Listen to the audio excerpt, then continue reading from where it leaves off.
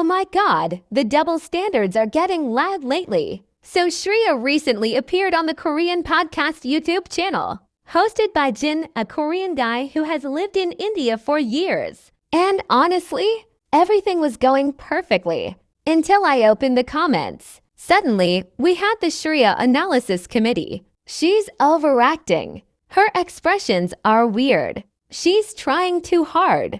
Why is she behaving like that? Bro, as a Lumina who has followed Sriya from the beginning, let me tell you something. That is just Sriya. She's naturally expressive, energetic, funny, and extroverted. Not every facial expression needs a 20-page investigation. If you've watched her for a long time, you already know this is literally her personality. And then came my favorite argument. Sriya changed herself into Korean. She's not Indian anymore.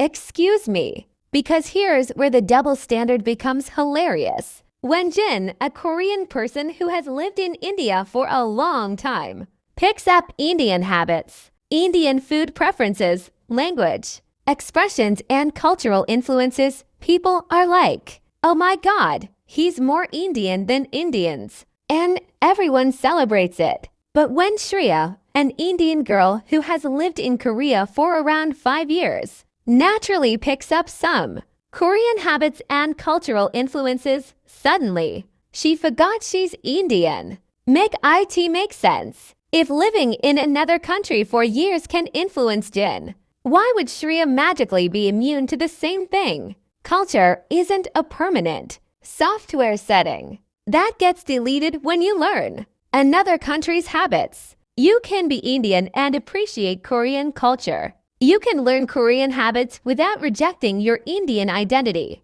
And honestly, those who have followed Sriya for a long time already know that she constantly promotes Indian culture, festivals, food, language. She recently shows her support to Indian students who protest for their education and so many other things. But somehow, people conveniently ignore all of that and focus on every tiny thing they can criticize. Interesting?